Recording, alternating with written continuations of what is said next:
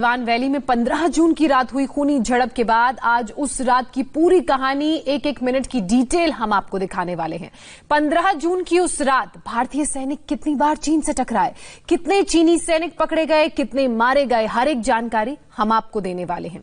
गलवान की गुप्त फाइल में क्या क्या दर्ज है आप भी देखिए, समझिए भारतीय शूरवीरों की हैरत अंगेज शौर्य गाथा को।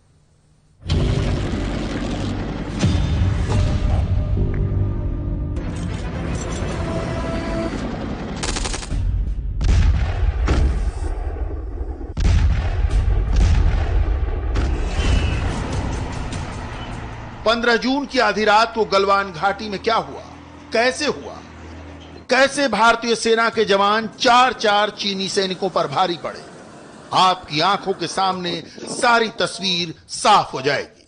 6 जून को दोनों देशों के लेफ्टिनेंट जनरल लेवल के अधिकारियों की मीटिंग हुई। तय हुआ कि पेट्रोल पॉइंट 14 से दोनों देशों की सेनाएं पीछे हटेंगी। चीन ने भारतीय सीमा में एक निगरानी पोस्ट बना रखी थी। अधिकारियों की बातचीत में चीन इसे हटाने पर राजी हो गया, लेकिन 15 जून को उसने साजिशों का नया ताना बाना बुना। पेट्रोलिंग पॉइंट 14 पर भारत और चीनी सेना के बीच 3 बार भिड़ंत हुई।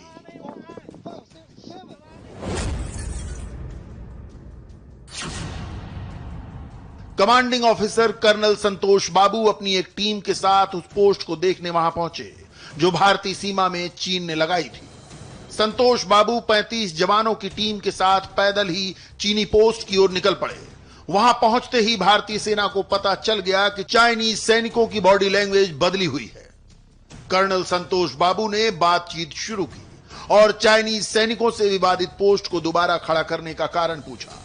तभी चीनी सेना के एक जवान ने संतोष बाबू को पीछे से धक्का दे दिया। भारतीय सैनिकों ने अपने कमांडिंग ऑफिसर को धक्का दिए जाने पर फौरन रिएक्ट किया। जवानों ने वहां से चीन के एक एक निशान को मिटा डाला। इसके बाद चीनी सैनिक चारों ओर से टूट पड़े। कर्नल संतोष बाबू ने जख्मी सैनिकों को वापस पोस्ट पर भेज दिया। पोस्ट से और जवानों को भेजने की मांग की गई। मामले की गंभीरता को देखते हुए कर्नल संतोष बाबू ने कंपनी कमांडर के जिम्मे ये नहीं सौंपा, बल्कि वो खुद इसकी अगुवाई करने लगे। Company commander major rank officer होता है, लेकिन खुद कमांडिंग ऑफिसर अपने साथ 35 जवानों की एक पूरी नफरी लेकर ठीक उसी जगह पर पहुंच गए जहां पर चाइनीज अपने कैंप बनाकर बैठे हुए थे। कर्नल संतोष बाबू ने उनसे कहा सबसे पहले कि आप जो डिसएंगेजमेंट एग्रीमेंट हुआ है, दरअसल उसके तहत आपको ये डिसमेंटल करके वापस जाना था और यही तय हुआ था, लेकिन उसके बावजूद भी आपका ये फ्रेश डिप्लॉयमेंट बिल्कुल भी नागवारा है। चीनी सैनिक रात के अंधेरे का फायदा उठाने की एक नई साजिश रच चुके थे। चीनी सैनिक गलवान नदी के दोनों किनारों पर पोजीशन लेकर भारतीय सेना के आने का इंतजार कर रहे थे। पेट्रोलिंग पॉइंट 14 से दाहिनी ओर एक रिज पर भी चाइनीज सैनिक पोजीशन लेकर भारतीय जवानों पर हमले की तैयारी में थे। जैसे ही भारतीय सैनिक वहां पहुंचे, उन पर बड़े बड़े पत्थर बरसने लगे। रात 9 बजे चीनी सैनिकों की पत्थरबाजी में कर्नल संतोष बाबू के सिर पर एक बड़ा पत्थर लगा। वो गलवान नदी में गिर गए। ये टकराव 45 मिनट तक चलता रहा। करीब 300 सैनिक एक दूसरे से लड़ रहे थे। चीनी सैनिकों ने कील लगे रॉड और डंडों से भारतीय सेना पर हमला किया।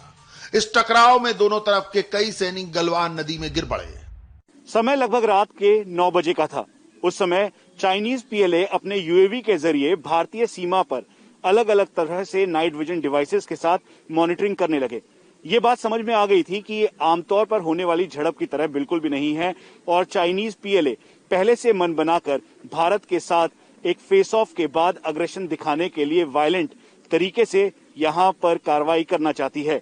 और बस इसी को देखते हुए भारतीय सेना ने पूरी तरह से लामबंदी करनी शुरू कर दी। अपने अदम्य साहस और शौर्य का परिचय देते हुए कर्नल संतोष और उनके साथ जेसीओ और जवानों ने इनका मुकाबला किया और इनको खदेड़ दिया।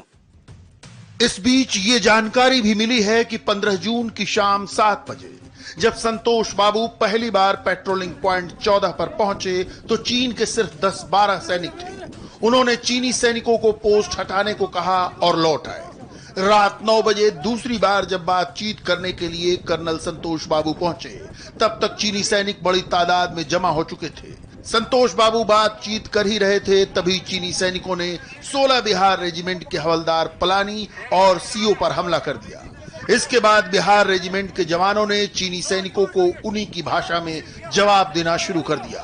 भारत की तरफ से 100 सैनिक थे, जबकि चीन की ओर से 350 से ज्यादा सैनिक कटीले रॉड से हमला कर रहे थे। भारतीय सेना के घायल जवानों को कैंप ले जाया गया, जबकि चीनी सैनिक पेट्रोलिंग पॉइंट 14 से हटने को तैयार नहीं थे। रात के अंधेरे में एलएसी पर चाइनीज गतिविधियां बढ़ने लगी। चाइनीज ड्रोन एलएसी पर मंडराने लगे। दरअसल चीन अपने सैनिकों के नुकसान का आकलन करना चाहता था। इस बीच बड़ी तादाद में भारतीय सैनिक पहुंच गए। 16 बिहार रेजिमेंट और 3 पंजाब रेजिमेंट की घातक प्लेटून पेट्रोलिंग पॉइंट 14 तक पहुंच गई। भारतीय सैनिकों ने चीनियों को जबरदस्त जवाब दिया। सकरी और खड़ी चढ़ाई होने की वजह से कई सैनिक गलवान नदी में गिर गए। उसी रात भारत ने चीन को उसके सैनिकों की डेड बॉडी सौंपी, जिनमें 5 ऑफिसर भी शामिल थे। तो 15 जून को एक नहीं 3 युद्ध हुए थे। भारतीय वीरों के हैरत अंगेज एक्शन ने चीनी सैनिकों को उनकी सीमा में धकेल दिया, अपनी धरती पर चीन की पोस्ट को तबाह